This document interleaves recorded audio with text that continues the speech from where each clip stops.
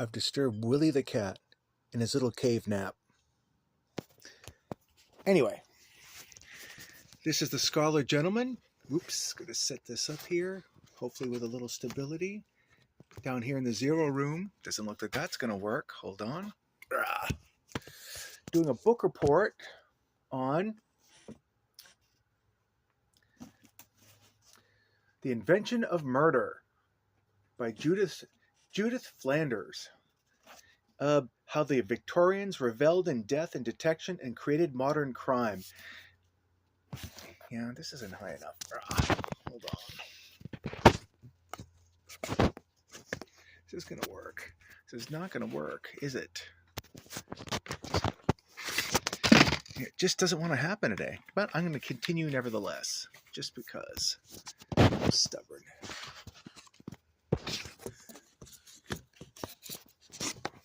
About that.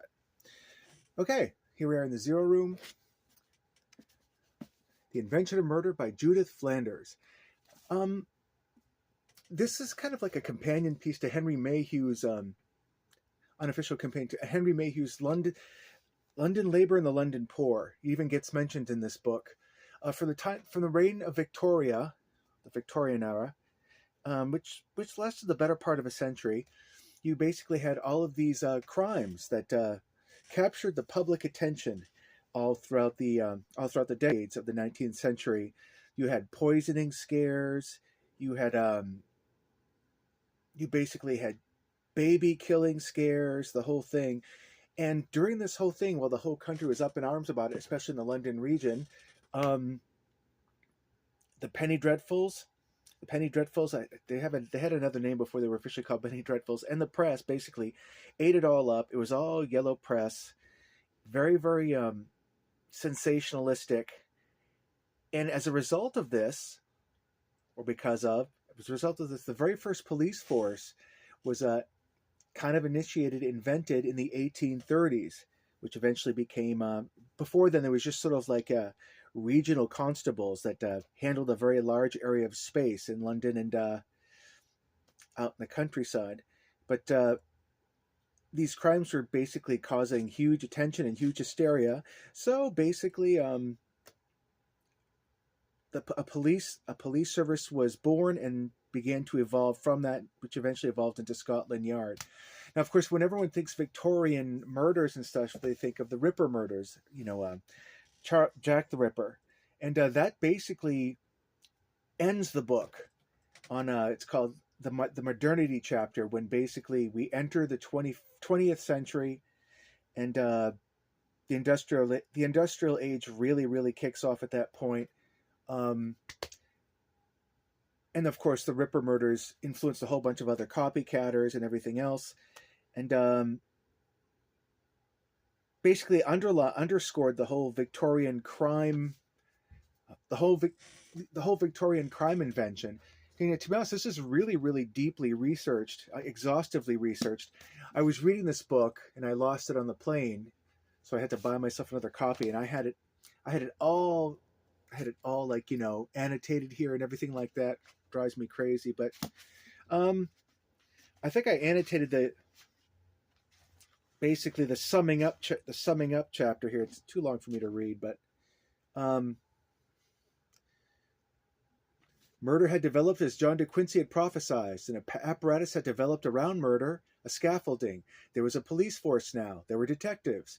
There were stage shows featuring detectives. There were waxworks, puppet shows, songs and sketches. There were, perhaps most importantly of all, detective stories and novels. Crime fiction took this new scaffolding and covered it with an attractive surface.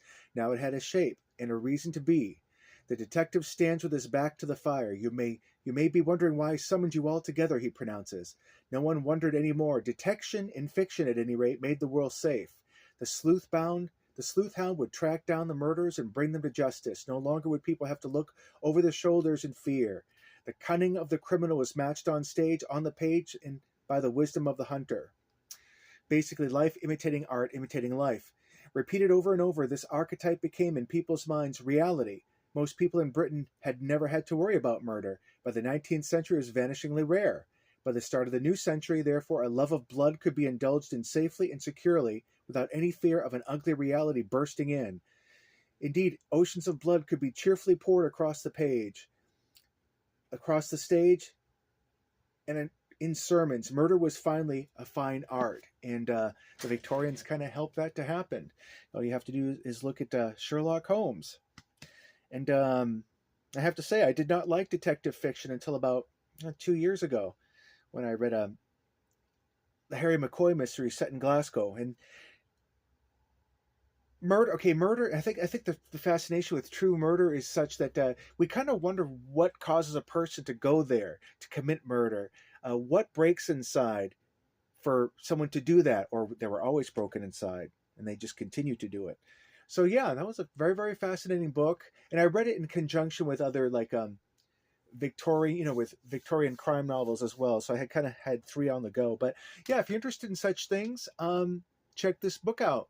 And I'm probably going to end up checking out her book on the domestic servant of the 19th century too. For those who like Downton Abbey and Upstairs, Downstairs, that should be just as illuminating and shorn of any varnish. Because as much as I like Downton Abbey, it's a very, but yeah, check it out if you're into that sort of thing. This is the Scarlet Gentleman and Willie signing off.